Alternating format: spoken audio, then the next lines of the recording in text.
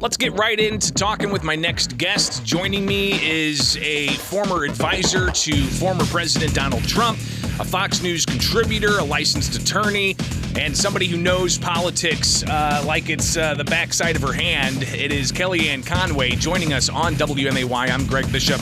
Kellyanne, thanks for taking time with us this morning. You're going to be in Springfield next month. What brings you to Springfield? Hey, it's great to be with you, Greg, and your listening audience. I'm coming to Springfield to spread the message of winning over whining, how we can do this. I'm all for party unity, but I think the Democrats now are for unanimity, not unity.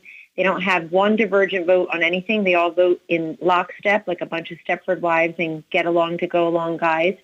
I'm for unity in that we have a set of principles as conservatives in this country, as constitutional conservatives, and we're going to keep pushing for free markets and a strong peace through strength national security, border security, physical security in our communities.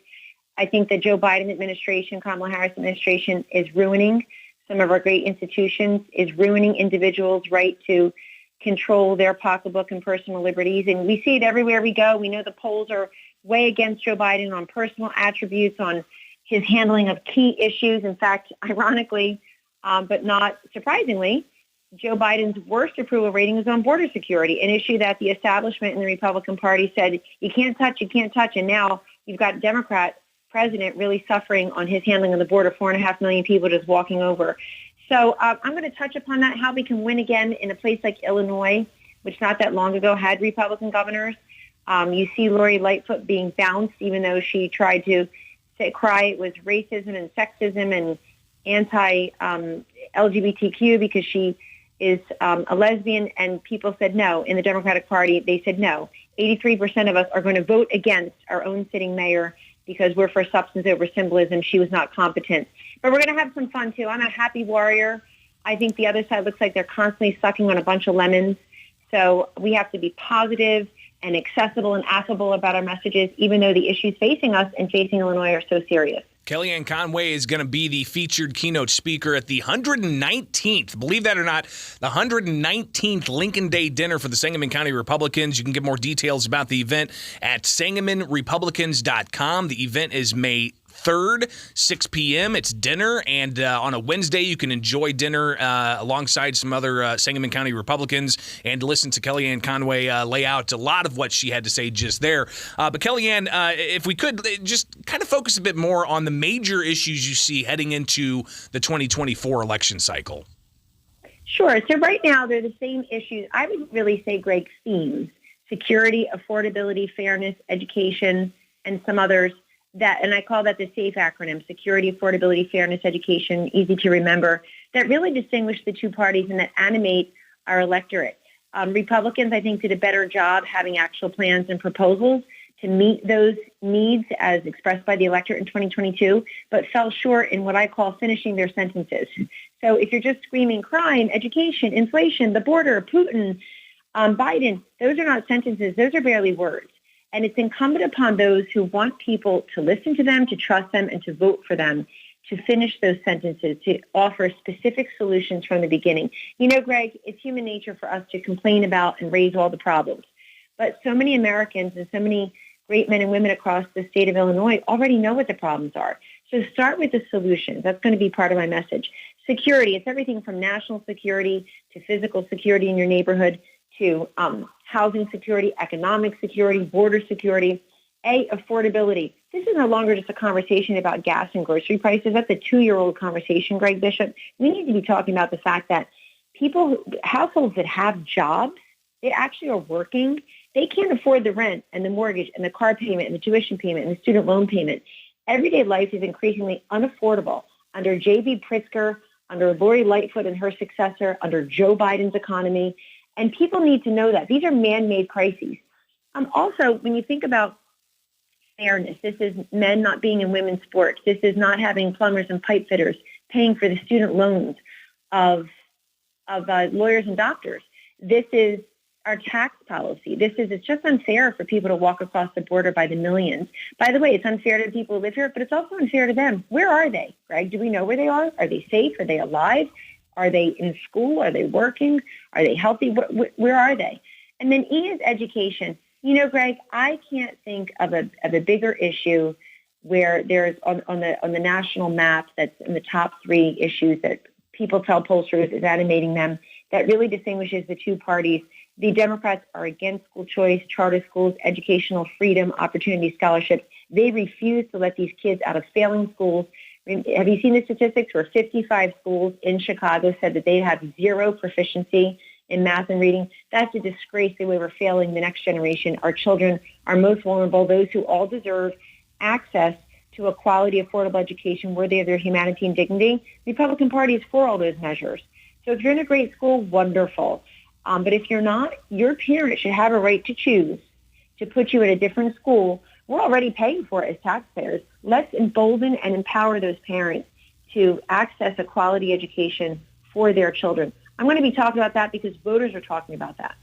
Kellyanne Conway with us. She is going to be the keynote speaker May 3rd for the Sangamon County Republican Lincoln Day dinner. And again, May 3rd, you can get details on that and purchase your tickets at sangamonrepublicans.com. Kellyanne, you've talked a lot about Illinois.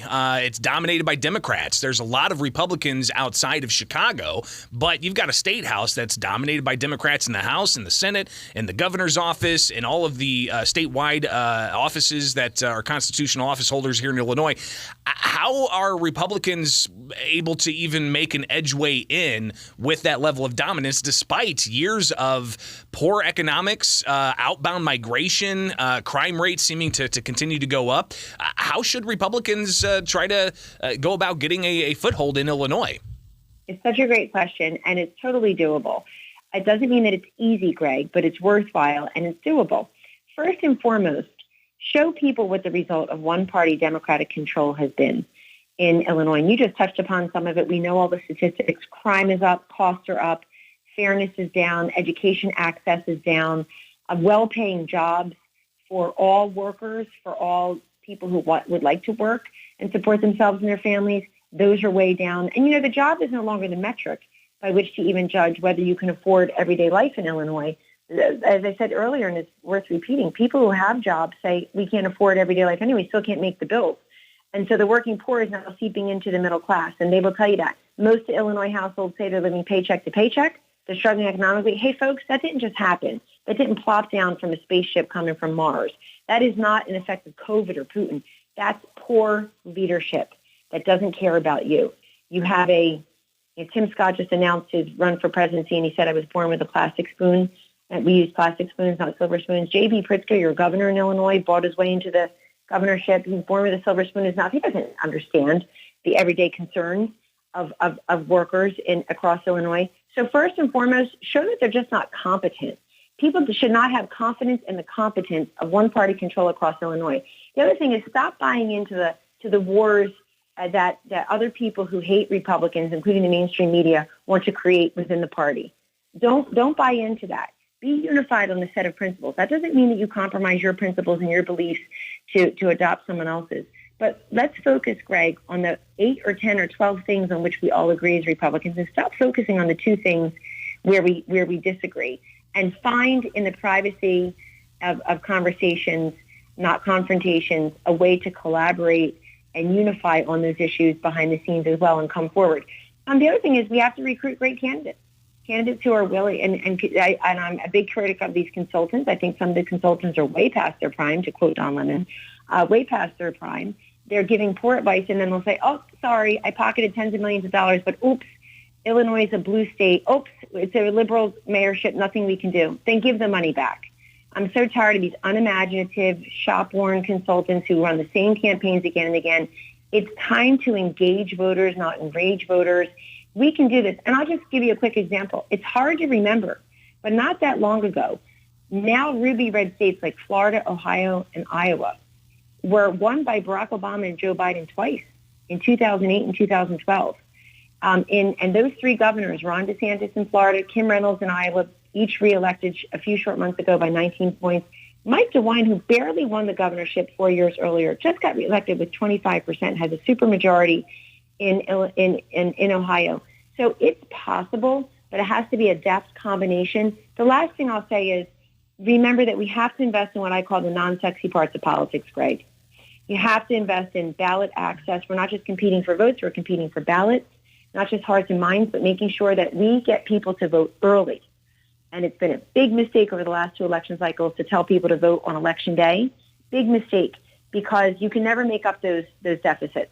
The left has a machine that it encourages people to vote early. We need to do that also. I don't like the new normal. I don't like the mail-in ballots. I don't like the voting for 2 months and counting the ballots 3 weeks later. If this is the new normal and Republicans didn't do what they should have done state by state to stop it, guys, you got to play on the new playing field with the new rules and new tools.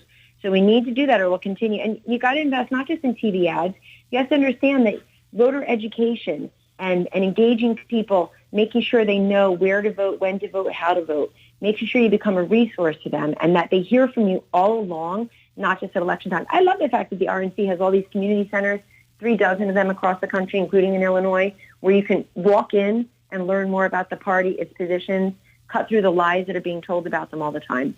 Kellyanne Conway, I think that's all the time we've got, but if people want to hear more of what you have to say about these issues and other issues, they can see you, hear you while they're enjoying dinner at the Sangamon County Lincoln Day dinner for the Sangamon County Republicans. Get more details and buy tickets at sangamonrepublicans.com. Kellyanne Conway, thank you so much for taking time with us here today. Greatly appreciate it, and I hope to connect with you again soon.